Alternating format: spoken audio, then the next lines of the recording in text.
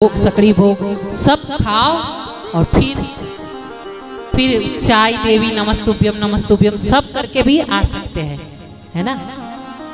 तो वो कर सकते हैं। जितना आपका मन का भाव शुद्ध रहेगा, जितना नियम से होगा उतना फल अधिक मिलेगा। और उसमें सबसे श्रेष्ठ है मन का भाव। आप चाहे भूखे ना रहो, चाहे उपवास ना करो, क्योंकि कृष्ण ने कहीं भी अपने भागवत में नहीं कहा कि 11 करो, वो करो ना करो। उनके भक्तों ने ये करा है, उनके भक्तों ने ये माध्यम बनाया है उनको मिलने का। भगवान ने कभी भी नहीं कहा मुझे एक दिया जलाओ। क्यों? उसको दिया कौन दे सकेगा जिसने हमारे लिए सूरज दादा को दे दिए, ऊपर में सूर्य नारायण को पूरे दिन प्रकाश देते हैं। घर में अगर ज्योत भी ना जले तो घर में प्रकाश रहता है। उनको हम क्या एक दिया जला के खुश कर देंगे? हाँ, जिसने हमारे जन्म से पहले माँ के थान में दूध रख दिया, खाने की व्यवस्था उसको चिंता थी कि जब जाएगा जन्म लेगा इतना सा रहेगा, खाएगा क्या? मुंह में दांत तो नहीं रहेंगे बूढ़े के जैसे, फिर खाएगा क्या? उसने चिंता की, दूध की व्यवस्था की, और दूध भी इतना हल्का मीठा शुद्ध, तकलीफ ना हो बच्चे को, है ना। जब तक माँ गटर पटर ना खा ले।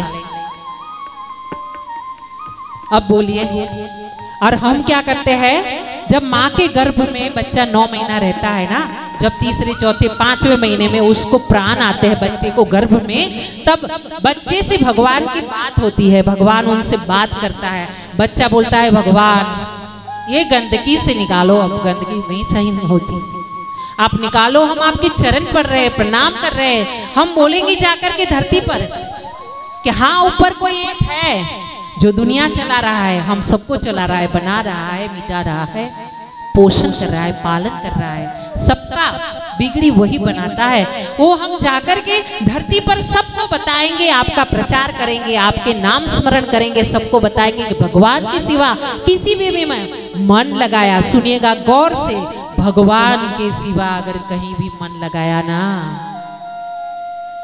पश्चाताप के सिवा कुछ नहीं आएगा। जैसे धुएं में हाथ डालो, धुआं हाथ में नहीं आता, है ना। जैसे रेत से मुट्ठी भरो, रेत सरकती जाती है, ऐसे ही ये संसारिक जीवन है। धुआं में हाथ डालो, कुछ नहीं आने वाला। एक वो है, उसके सिवा कुछ भी नहीं। हम हैं, वो भी वो है, आप है, वो भी वो है, क्योंकि सब में वो समाया है। कण कण में ये जो सब चल रहा है, ये सब पड़ा है, सब में भगवान है, वरना ये संभव नहीं, ये स्थिति हो नहीं सकती। खुद भगवान ने यही बताया है, मैं सब जगह हूं और मेरे से ही सब है, मेरे सिवा कहीं भी कुछ नहीं है। तो भगवान को सब जगह साक्षी मान करके उनका पूजन पाजन नाम स्मरण करना है। यहाँ पे दिया गया है 9 प्रकार की भक्ति: श्रवणम कीर्तनम विष्णु स्मरण पाद सेवनम अर्चनम वंदनम दास्यम शक्यम आत्मनिवेदनम। ये 9 प्रकार की 9धा भक्ति जो सबरी बाई ने की थी भगवान की। हाँ, पूरा जीवन निकल गया। हमारे रमेश भाई जी जब सुंदरकांड में बोलते थे ना, तो बताते थे पूरा जीवन निकल गया सबरी का। बच्ची थी एकदम नीची जात की, और उसको गुरुजी ने बताया, क्या बताया? कि तुझे एक दिन राम जी मिलेंगे, आकर के मिलेंगे, तुझे कहीं जाने की जरूरत नहीं है, बस तू अपना कर्म कर, उनको याद कर। और सबरी का पूरा जीवन निकल गया। बूढ़ी हो गई माँ, सबरी माँ बूढ़ी हो गई, और उस समय फिर भगवान जी आए और उनके जूठे पैर खाए। आज ही जाकर के अपना जूठा अपने पति देव को खिलाना, खिला करके देखिए, खाएंगे क्या? हाँ, खाते हैं क्या? और कौन कौन अपने पति देव का जूठा खाते हैं? हम ये नहीं बोलते कि जूठा खाइए, इतना भी नहीं ये बताते हैं रास्ता, लेकिन भाव है। जूठा खाना मतलब भाव, उसको जैसे हमने ऐसे नाक पकड़ ली, और हमने घूम करके भी नाक पकड़ ली।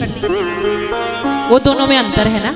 तो हम ये नहीं बोलते कि जूठा खाओ, लेकिन जूठा खा रहे हो उससे क्या पता चलता है आपका भाव, उनके प्रति आपका भाव क्या है, प्रेम क्या है। और एक बात सच्ची में बताते हैं, अपने पति देव का पूजन कीजिए, बाकी भागवत में भी मत आइए।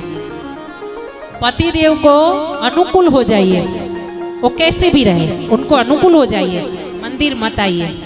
हम बोल रहे हैं, पाप लगे तो हमें लगे। दिया जलाइए ना घर पे ना जलाइए, आरती कीजिए ना कीजिए, नाम स्मरण कीजिए ना कीजिए, लेकिन अपने पति देव की सेवा रात को जब बिजनेस से आए, नौकरी से आए ना, खाना खा लो ना, अपने रूम में जाओ ना, तो उनके चरणों में एक बार बैठ के 2 बार पांव दबा दो उनके। सही बता रहे हैं, इससे बड़ी सेवा दुनिया में कहीं भी कोई नहीं है, इससे बड़ा पुण्य कोई नहीं है। और एक पत्नी जो धर्म पत्नी है उसके लिए इससे बड़ा पुण्य कछु ना है भाई।